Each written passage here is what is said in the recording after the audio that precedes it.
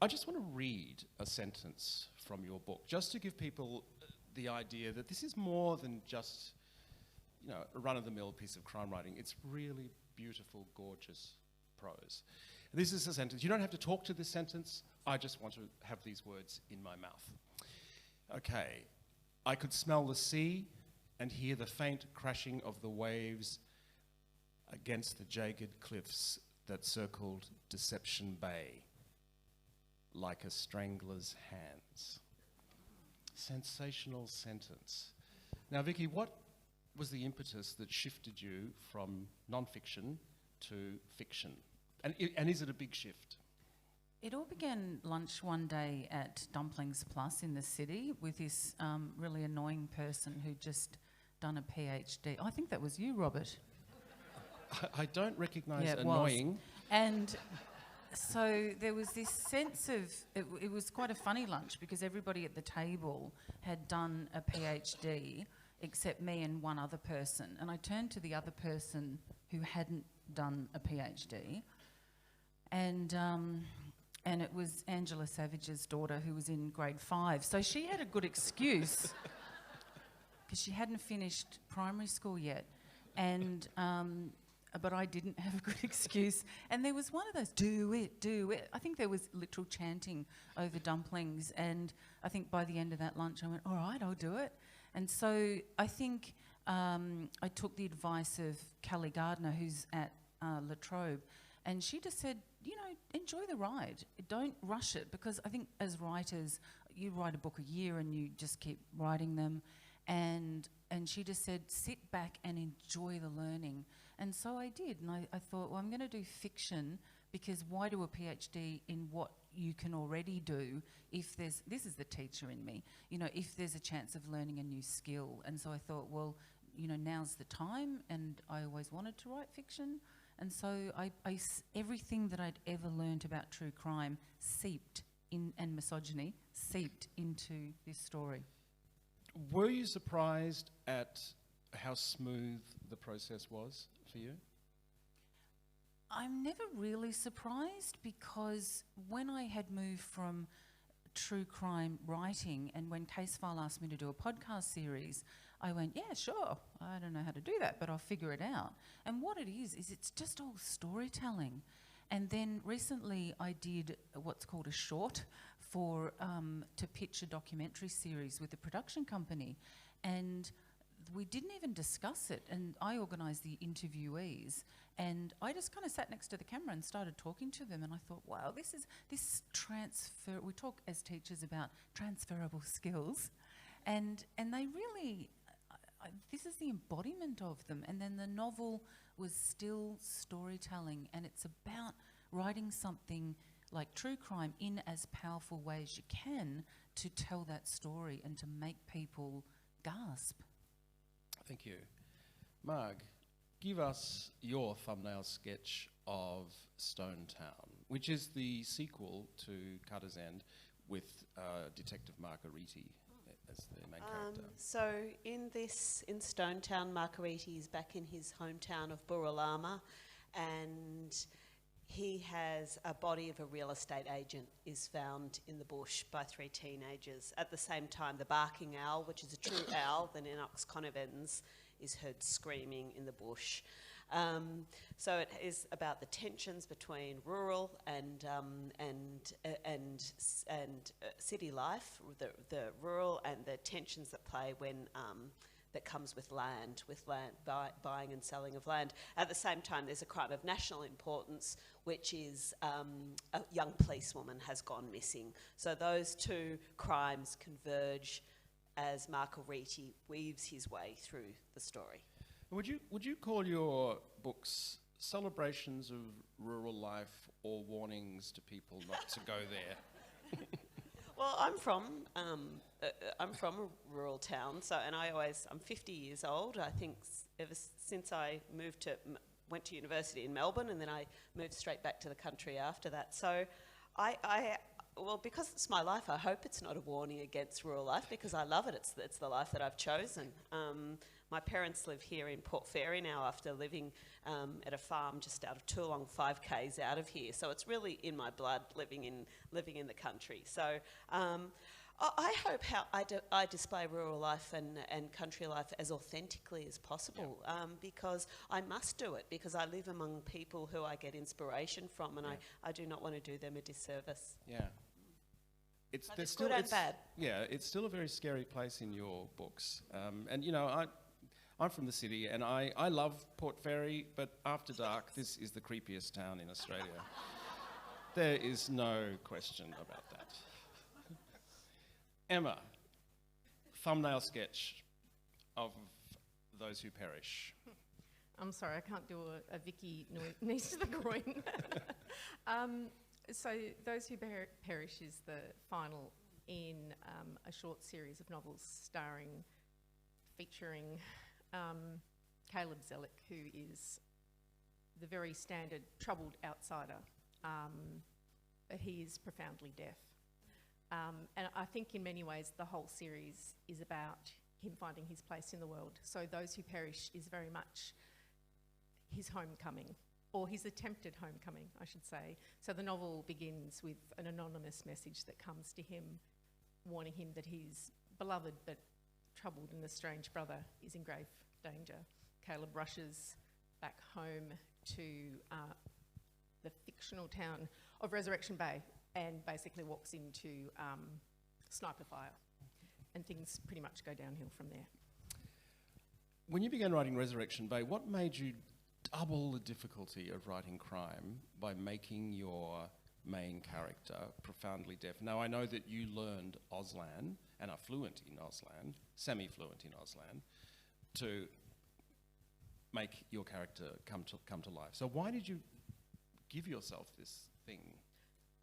I tried really hard not to tell you the truth. Yeah. Caleb's character just evolved, and it's one of those things, sometimes you deliberately do things in writing, but most of the times, for me anyway, things happen and then I work out why afterwards. So it was only actually after the first novel, Resurrection Bay, was published that I could trace Caleb's origins back actually to primary school on many levels. I used to, the short story was I used to say I went to school with a profoundly deaf girl who was very much dumped into the school with no structural help. But now I can see that it actually goes a lot deeper than this. And this is where we start talking about themes. In the normal world, we'd call it therapy. That writing becomes your own little way of working out what you're doing. And so it was very much, I think, based on two things. One is that my grandparents, my father's family, were immigrants, Croatian immigrants. They did not speak English. I was not raised to speak Croatian. Very common back then. And when they came to live with us, we couldn't communicate, like at all. There was just no communication possible. They were also extremely uncomfortable in most of the world, but very comfortable within their own little, enclave. So it was that really made a profound impression. But I think on a deeper level, it was probably just that I was a very weird child and had a lot of trouble fitting in the world. So it was about me finding my place in the world. So that's the therapy side of things. On the writing side of things, having a deaf detective adds an incredible amount of natural tension to the novels. He doesn't know if people are creeping up behind him. He misses really important clues. He's never quite sure if he knows what is really happening, so he has to be very observant as well. Having said all that, I actually was too scared to write it, and I put the manuscript away for about 6 months because I just thought it was a terrifying concept, really. You pull it off so brilliantly. I've spoken to you about this before, but the way that you take us into him and we understand precisely how he's missing things. And it's kind of a mechanical mystery to me how you do that. It just works invisibly and beautifully. Oh, good. One of the things that all three of you do is that you actually embed in your stories startling and appalling statistics sometimes, particularly in your book. Could you just, when I read this statistic in your book. It just completely blew my mind. I'm talking about the rape reporting and the rape. Do you remember what the stats are? Yes. Could you They're repeat them? embedded in my mind, but I mean, I've known these for years, and so it's well known that 80% of child and adult victims of sexual assault never report. When I wrote a book back in 1999 called Rock Spider, and it was about how pedophiles operate, and I wrote this with the Victoria Police head of the Child Exploitation Squad, and the average time between offence and disclosure was 11 years. So that even when their children are victimised, sometimes they don't know until they get to be older, and sometimes they don't have words, they don't have vocabulary for it. So those statistics are really frightening. And then as part of my PhD research, of the 20% that do come forward, only 1 in 5 are proceeded with in court, and the conviction rate for child and adult victims is about, this is female victims, female adult victims, is about 4%. So we've got this really 4%? Failing system. If the he said, she said, we believe the him in court. And there's a narrative, there's a community narrative about we don't want to ruin his life. And we saw it in Brock Turner. This is really recent. You know that swimming student in America who raped a woman behind a dumpster when she was completely out cold, and he was caught. And there was a whole narrative around, well, don't ruin his life for 10 minutes of fun, and he's got a future ahead of him, and the victim disappears, or the victim, it's her fault. And so I really wanted to address those because they are frightening statistics, but it also challenges, and we've had this recently with talk over the Brittany Higgins trial, that, people saying, oh, we can't talk about this because let justice do its job.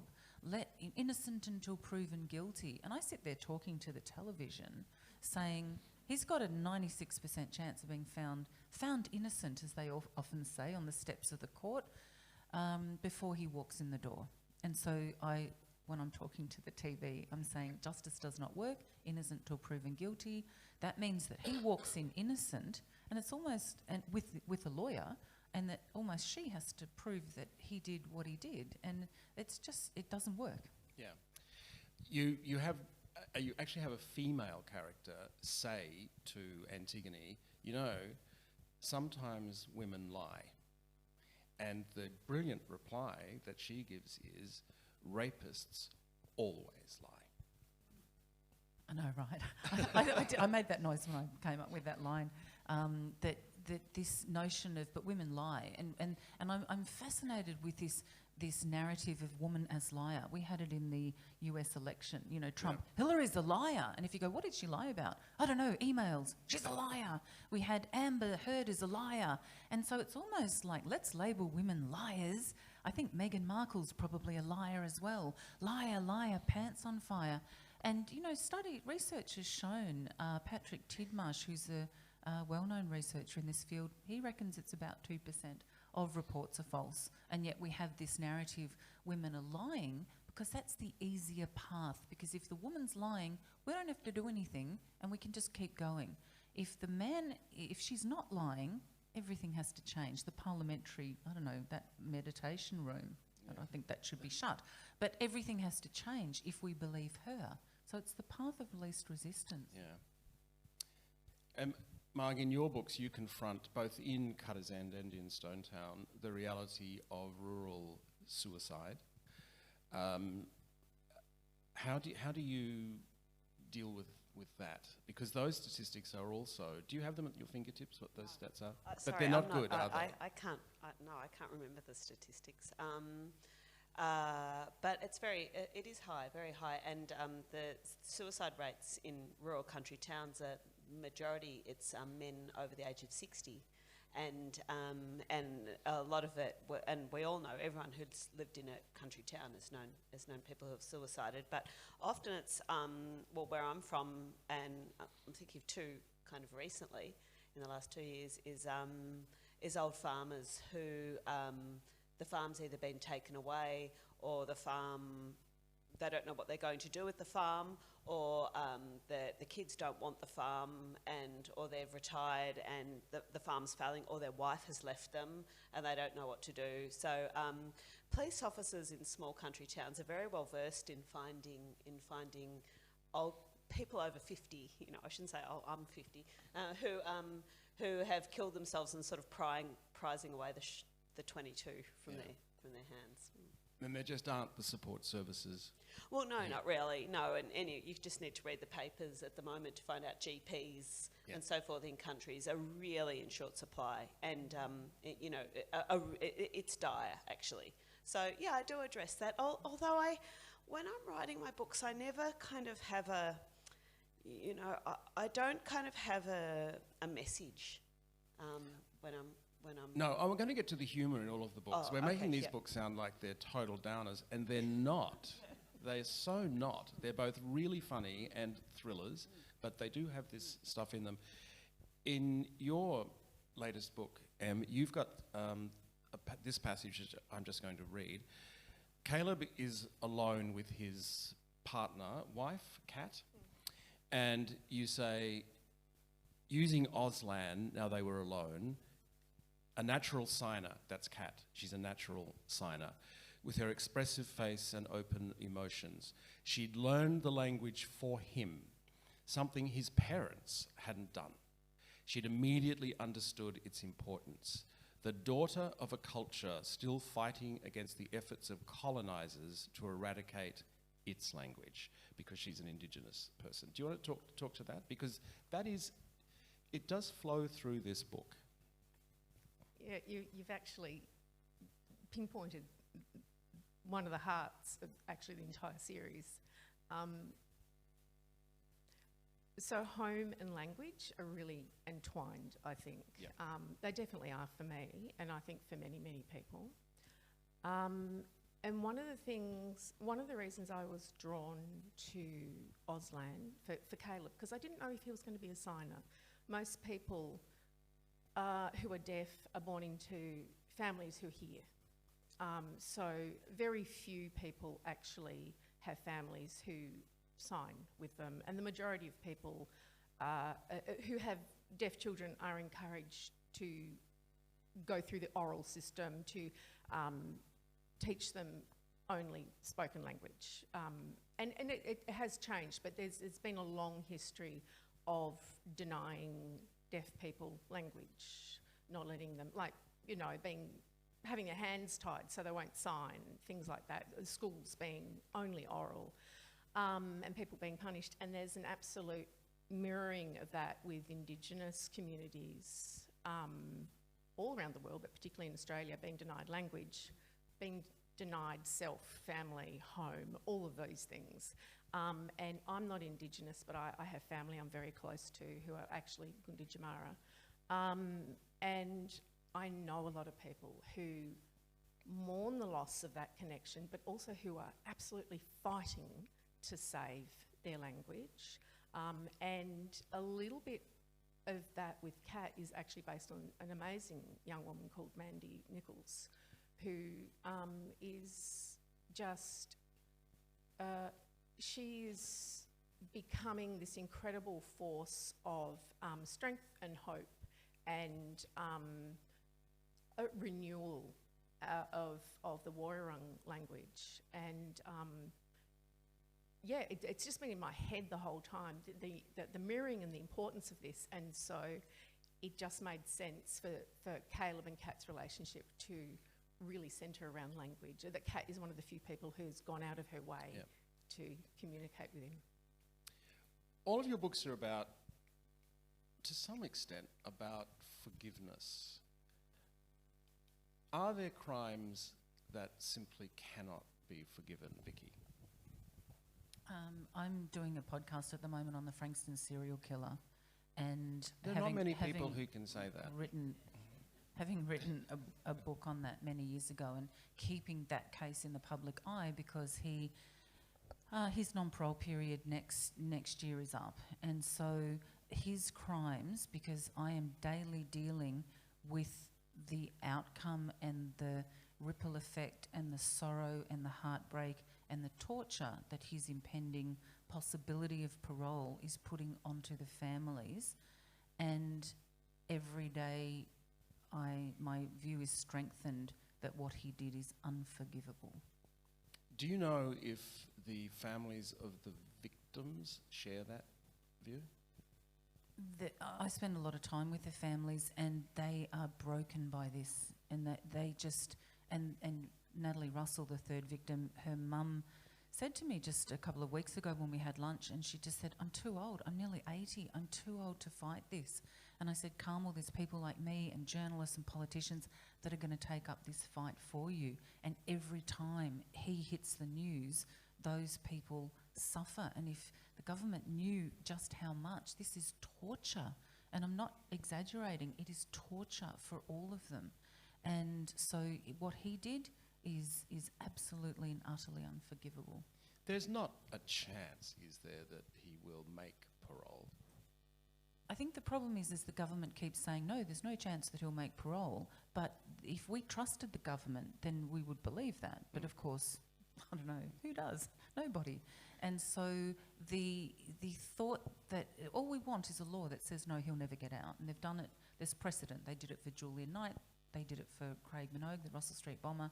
So there's precedent that they can just, with a swipe of a pen, they could say, if you're a serial killer, you never get out. And they can make it retrospective and they can keep him in, and we'd all be happy with that. But this chance that he could he, parole period, whims, it's just too much of a risk. And having just spent a year really revisiting the hardship that not only the people, the immediate victims, but women he stalked, women he broke into, women on his periphery that are scared that he'll come after them again, that it's just too much of a risk. I think at some point you give up your right. That and crimes against children, so any kind of pedophilia. Marg? Yeah, sure, I think so. Yeah, definitely. I mean, that doesn't mean, I think there's crimes that are unforgivable. That probably doesn't mean that people don't have the licence to forgive. But yeah, I think there are definitely. Em? I'm really torn by this one. I'm not a terribly forgiving person. There are crimes that I personally couldn't forgive. I think there are definitely crimes that I would just refuse to forgive. I think as a society, it's really important to forgive. I don't mean that it's you wipe the slate clean. It's that if somebody has done something terrible, but they have made genuine reparation, have changed, have, really looked at themselves and gone, that was horrendous, then yes, I think as a society, absolutely. Otherwise, how do you move on as a society if you've done something and it's gone? But obviously, if they haven't moved on, then no. How can you forgive if there's been I can't even put it into words. Yeah, it's good that I don't earn a living from words, but no, that is good, isn't it? yeah.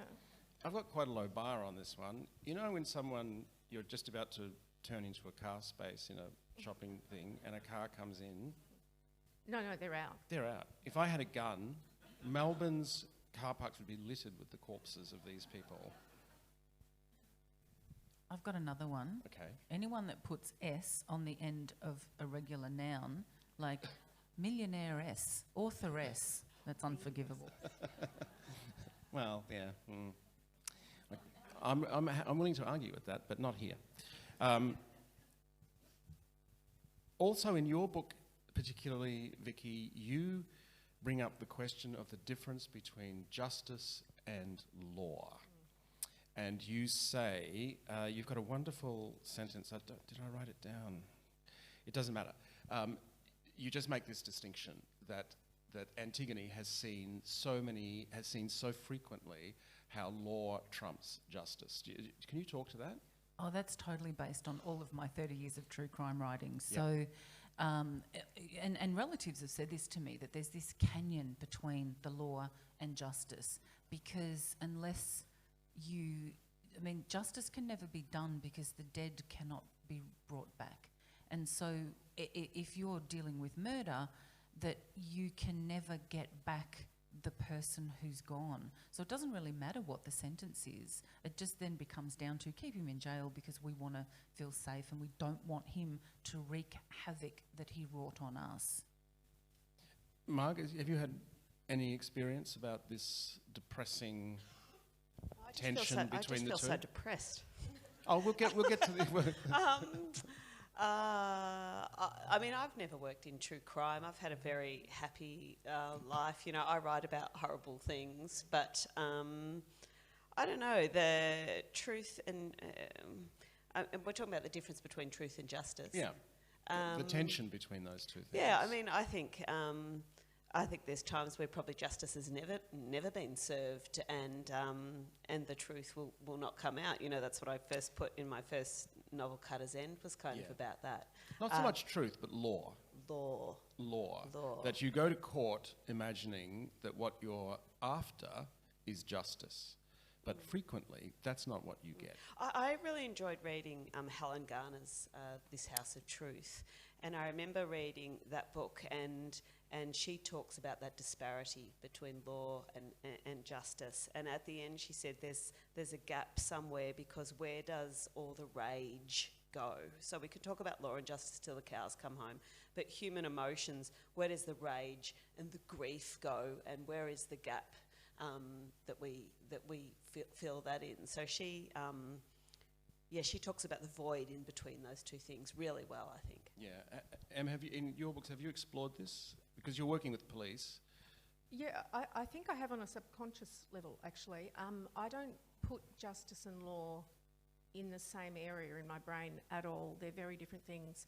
To me, law is about society's rules, and it's to help keep people in line who aren't naturally adhering to society's rules, and to keep them off the streets if they're not going to mend their ways. So that's just it's rule breaking, you know. Justice can't be served, as you say. Like, once somebody's dead, there's no justice. Things can't be repaired. So it's about, hopefully, about keeping society safer, and hopefully preventing people from doing things. I mean, we know that most, punishments don't prevent crime most of the time, but hopefully they stop people from doing it again. That individual. But justice can't be served once somebody has been killed or terribly hurt. No, absolutely not. And I think that's one of the reasons why readers and writers like crime fiction, because there is some sense of justice. Even if everybody doesn't get caught and go to jail and everything, there is a sense that there will be, the truth will be heard, that people's pain will be heard, and that, maybe you get to knee someone in the groin. Which brings us to the humour in all of your books. How important is that, Vikki? How important was it for you to ensure that people keep reading, that there is some leaven in the lump? I didn't do the laughs in order to keep people reading. I do that because that's my natural default setting. And what I find really funny is that I was on a panel once for Sisters in Crime, and the subject was infanticide, right? That's pretty bleak. And family annihilation. And all the pictures of the panel, everybody was laughing uproariously. But not at that, but it was just this, you can't run a panel where we're talking about, hey, let's talk about people who kill their babies, and then that's too bleak. So you have to have these, you have to have these comic relief bits in the middle, like MASH. And I think also that serves a really important, there's probably people in the audience who are going, what is MASH? Is that potatoes? But that we had in MASH, we're talking about war, and they'd have this, almost this comic lightness, and then they'd hit you in the eye with a soldier whose legs were blown off. So that it's almost let the guard down, ha ha ha, oh shit. So that also does something too. And it's important in your books too. Yeah, I mean, I don't write it consciously either, but I mean, we're writing fiction. You know, this is we're writing fiction, and it's fun to write crime writing. It's a real joy. I wrote for academia, you know, a long time before I started writing, and I just find crime fiction a joy to write, and it's fun to write. And writing rural crime, which kind of all these ones have elements of rural crime, is really fun too, because you get to use the different vernacular of people who live in different country towns and different sayings and all that sort of thing. So yeah, I really enjoy. I feel very happy when I'm writing about terrible things. Now, Emma, I'm just going to read a little bit from Those Who Perish. Caleb has a brother called Ant, and he turns up for some reason wearing these incredibly tight leggings. And they are very tight around the groin. And Caleb says to him, "Your dick will fall off." Some mime necessary to sign it, showing Ant's member tumbling through the air onto the timber boards. Could have been more generous with the sizing. Okay, you're fluent in Auslan. Could you sign "Your dick will fall off"? I'm fluent for a 3-year-old who knows how to swear. Perfect. Okay.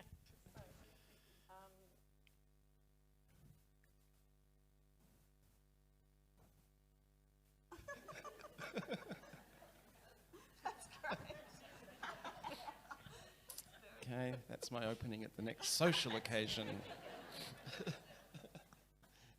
Now, oh God, the time's going so fast. So enough about the books, I want to talk about you.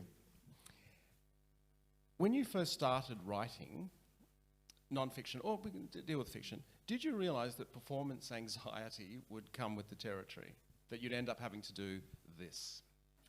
I never knew that you had to do this. I was incredibly naive. I was a teacher, wanted to write, and just was driven to write a book. And I had never met another writer, I'd never met a journalist, I'd never met anyone in the profession. And not only that, I thought it was a coincidence if you saw a book at the bookstore and bought it, and then you'd be driving along, and then they're on the radio having an interview and going, "What a coincidence, I just bought their book." I didn't know that you had to publicise a book. I had no idea. And so I think I always say that that naivety is your friend, because I think if I had factored all of that in at the beginning, I think it would feel like too much. But I think and I heard a quote, I think it was Peter Carey that said it, every first book in a bookstore exists because a writer, without any evidence of proof, felt they had something to say, and they persisted until they got it published. And I thought, that is so true, that you just have this belief, well, this is an interesting story, someone will want to read it. Marg. Yeah, so when I was writing all those academic things and important short stories and that sort of stuff, no one read those, so it didn't matter. But when I wrote Cutter's End, which was published last year, it was during COVID, so I didn't have any publicity things. And I thought it was quite easy. I thought, this is quite easy. And then when I published this one, Stonetown, I was absolutely shocked when my publicist sent out my itinerary. I thought, oh my God, I felt like, I don't know, like a rock star or something. And at the start it looked so glamorous on paper, Brisbane 2 nights, Sydney 2 nights, Perth 2 nights, Melbourne. I thought it sounded really good. And then, you get really tired doing it. But it's also so wonderful because I'm like Vikki, because I don't know any writers either. I live on the edge of Beechworth, and I know these people on and Twitter and Instagram and all these. And so what's so wonderful is I've been able to meet all these people. But I didn't realise that the publicity for books is so huge in that first 2 months. And I sometimes say, why am I doing it? Like, why am I doing all this stuff for Stonetown? And they say, Penguin says it's not so much about this book, it's about the one that's due out next year. Yeah. So it's a whole new world to me. And Em, you're a classical clarinetist, and you've actually played with Yo-Yo Ma, haven't you? No, Jose Carreras. I don't know why, but Jose Carreras and Yo-Yo Ma, people always use their name. Anyway. Okay. Yeah. Jose Ma. Yeah, Jose Marg. Yeah, yeah. Yeah. So performing clearly wasn't something that you would have found daunting, but is it more daunting, or was it more daunting for you to start talking about yourself and your books than simply playing? Not simply playing, but playing. I actually did find performing, like music, daunting. I mean, in the classical world, it's just so, it's fraught. But I also love performing because it's that pure emotion of sound communicating with an audience. So it's both an amazingly wonderful, beautiful thing and incredibly stressful. When I first started, when Resurrection Bay was first published, I had the same reaction. I was like, oh, you want me to talk about it? I was really, I wasn't daunted, I was confused. And so I'd turn up to things and someone would ask me a question and I'd go, blah, blah, blah, blah, and answer it in 5 words. And after like the first 2, my publicist said, you actually need to talk about it a bit more. And I said, but I've answered the question. They said, no, you need to have a conversation. So it took me ages to work out what they meant, because I think I just spent a lot of time in here, and yeah, the idea of actually having to word out loud, it took me by surprise. Yeah. But it's not like performing music, no. No. Vikki, what's your worst Writers' Festival experience? Well, probably all the ones I was never asked to be at. Like, because this is funny. Not funny, it's really sad. When you're a true crime author, I call us kind of the embarrassing cousins of real writers. So you're not really included in literary festivals, and I don't know why, because true crime is super popular. Huge, yeah. But it was since the advent of podcasts. But I think that this is writing fiction. I feel like I've joined the cool kids, and so these festivals. I think this is one of my... Well, I did Cabargo last weekend and this one, so I have no negative experiences. Well, what's the smallest number of people who turned up to an event? I don't know. In true crime, even. You've done thousands of true crime things in town halls and libraries. I've never only just had like 1 or 2. Oh. Yeah, true crime. Like, I think true crime has a really loyal fan base. So people that listen to podcasts, because once you get millions of downloads, there's a whole lot of people that will come for that, and then there's a whole lot of people that will come to the true crime, particularly when I'm talking about the Frankston murders, because they lived in the area. So if I do a talk in Frankston, it will book out really quickly in a day, and people are so invested, not as observers, it's because they were neighbours or friends, or there's some sort of connection. So I haven't ever had no one turn up. And I'll talk to a brick wall. I'm a teacher. We're really good at that. Yeah. Marg, worst Writers' Festival experience? I haven't had any bad festival. No, I haven't. Smallest number of people who've turned up? Sorry? Oh, God, yes. No, Smallest number of people who've turned up? Probably, but they're small towns. So, I am happy to go and talk at small country towns because that's what I write about. So Euroa, for example, I was in a couple of weeks ago and there would have been 12. And yeah, they were fantastic. They were the best. I loved them. I don't think, it doesn't matter if it's a small amount. I don't feel like that's a failure. If they're interested and they're reading, and they're always these intelligent, interested, engaged audiences, I don't feel like it's a bad one. But it's interesting you say, Vikki, that you've joined the cool kids now, and welcome. But also, I don't know whether we are all that cool. No. Because, crime writers don't really get invited to Melbourne or Sydney Writers' Festival. We don't get invited to those. Some may do, but it's quite rare to have, it's literary fiction are the cool kids. I would say that the genre, sort of crime, romance, the ones that sell really well, I might add, are not totally. We've got heaps of gangs of friends, but we're not cool. But I love the way that the Melbourne Writers' Festival is next weekend, and so Sydney has the Bad Crime Writers' Festival. So all of the cool kids are going up, and I just think that's a really good middle finger to the Melbourne Writers' Festival. Going, even if you wanted us, we wouldn't be there because we're all bad. Em? I haven't had bad writers' festivals thing. It's really disappointing. I wish I could say that I'd had punch up with someone, but my worst music experience was I had a little trio I used to play in, we used to do weddings and things sometimes as a student, and we trooped out to a lovely house one day in Toorak to do an engagement party that ended in punch up. Yeah, between the groom and the lover of his fiancée. Anyway, it was actually brilliant, so I can't really say it was bad, but like it was pretty full on. Was that my cousin's wedding? Oh, quite possibly. I was once at an event where there were more of us on stage than in the audience because it was about noir fiction, and there was one person who came and she said, just before you begin, I am profoundly deaf, so could you speak very clearly? Also, I've made a mistake, I'm a science fiction fan. That's when you go to the pub. So I feel like your question was transference. Yeah. Oh, was it? Oh. I mean, of course it was. No one writes unless he or she or they read, right? So, Vikki, what were you reading growing up? I had the gateway drug from Enid Blyton to Famous Five to Secret Seven to Nancy Drew, Hardy Boys, Agatha Christie, and you're going to become a crime writer if you go down that path. Yeah, Marg?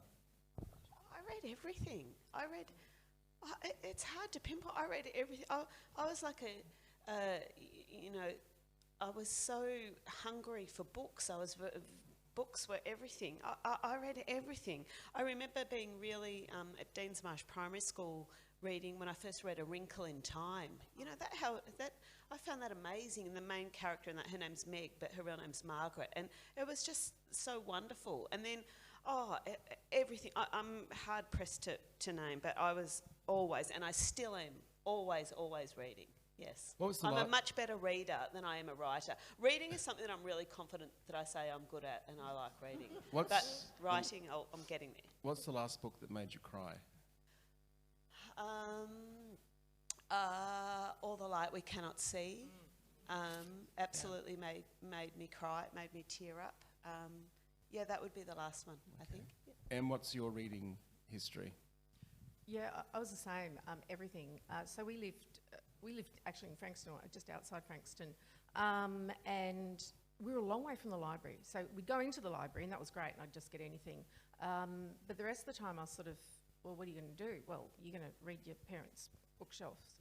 And Leon Uris. Yes, everything. Mum and Dad were both big readers, particularly my mum, but they weren't, like, they left school at 14 or so, so they just read what was there. So when I was about 10 or so, it was like, yeah, okay, we'll just read anything that's there. And so, don't give your kids The Shining at 10, can I just say? But I'd pick up Jane Austen or I'd pick up James Bond, and it didn't make any difference. If I enjoyed it, I read it. And I think there are huge, terrible, gaping holes in my reading life. I'll ask you about that. Yeah, but also it gave me an absolute joy of just reading everything and anything, and I think that was a real gift. Is there a book you just know you were supposed to like but didn't? Yes. Do you want to name names? Is it Vikki or mine? No. I'm going to plead the fifth. Okay. Marg, is there a book? I found Moby Dick so boring. Apart from the first line. It's a it went downhill. After the first line, it petered out slowly. There are funny and bits then died. in it, but yeah, you can skip hundreds of, whale stuff. Vikki, is there a book that you were supposed to like? Maybe it's a really good one because that's a classic. Is there a book that you... I don't read them. If I start reading and I don't like it, life's too short, my pile is too high. How long do you give a read book? it. maybe a chapter, and then I just, Yep. No, so Margaret's saying harsh. I'm going, I'm sorry, some books, I'm out on the first sentence. Yep. Yeah. No, I give them a go. I give them a go. I'll I give think, a come lot on. of books a go, but You're some I'm out. kind. Yeah. Hashtag big time. Okay, back to you, Em. What are the gaps? What is a book that you really know that you should have read, but you simply haven't? How much time have we got? Yeah. Time to just choose one. Everything, yeah. So I went to a really shit high school, and I didn't study literature. I studied music, so I haven't had an education in literature. So there's these massive gaps. So I haven't done any of the classic American literature. So Moby Dick, no, I haven't read that. There are huge chunks of the Russians I haven't read. You know, so Crime and Punishment, Anna Karenina, I've read them, I've loved them, but there's just these huge chunks that I haven't done. And there's a whole lot of English classic stuff that, the list is endless, really. Yeah. Maybe I should name the books that I have read.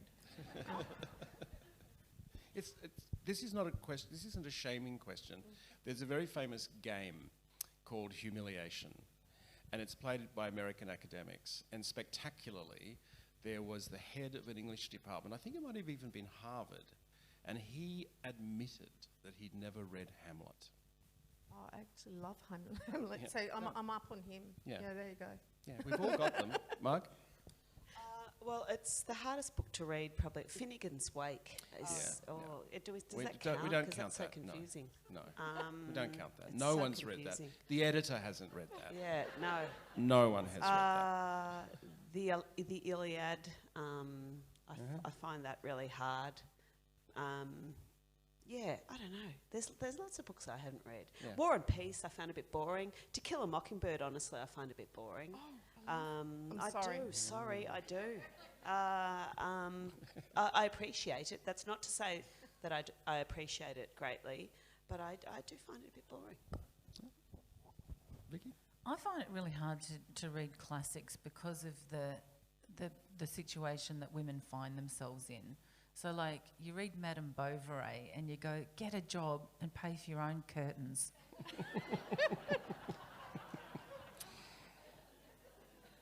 I'm guessing you're not reading it in French. You guessed correctly. Okay, just one final question, because we are about to run out of time. Vicky, where do you feel most competent? Oh, it's so hard when your competencies are so broad, Robert. Yeah, I know. Try, focus. Focus. I think I feel most competent as a storyteller. I feel very competent that I can engage an audience, and now I'm a podcaster. I can engage through voice and I can engage through words, and so that I feel really confident in that space. And where do you feel least competent? Not confident, competent. Geography? Yeah? Like one of the early speakers said, like, I can't tell left from right. Okay, so apparently there are some people in the world that if you go turn left, they go, oh, that's that way. I have to go, okay, where do I wear my watch? I think I would wear a watch on that hand, so I think, like, I have to go through that process, so I really can't do that. But I just tell myself, you can't be good at everything. That's true. It is reassuring to know that you haven't got all your shit together. Marg, where do you feel most competent? I don't know, actually. I find that a really difficult question. Where do I find myself most competent? Well, I'm a teacher and I've taught English for sort of 30 years. So probably when I'm telling off kids, on afternoon, I can probably marking essays. I'm pretty competent at marking essays. You want an essay marked, year 12 essay marked, I can get one done in 10 minutes. I'm pretty competent at that nowadays. But anything else? No, I don't. No, I've still got a lot to learn, I think. And incompetent? Incompetent. I'm not a very good cook. I don't like cooking. There's too many. I'm incompetent at so many things. Yeah. I can't pick just one. M, most competent. This is killing me. Oh, mission accomplished. Yeah. Look, my incompetence and competence are probably combined in that I have an absolute innate skill for inadvertent slapstick humour. Like, I will, if you spend 2 minutes in my company, I will inevitably drop something that then knocks something over that then, you know, bowls over the nana who, you know, is then filmed on national television and ends up on YouTube because I've just, you know, been rummaging for my chapstick. So they are both combined. That's great. Look, thank you so much for answering my impertinent questions. And thank you all so much for coming. And if you could just thank Emma, Marg and Vikki.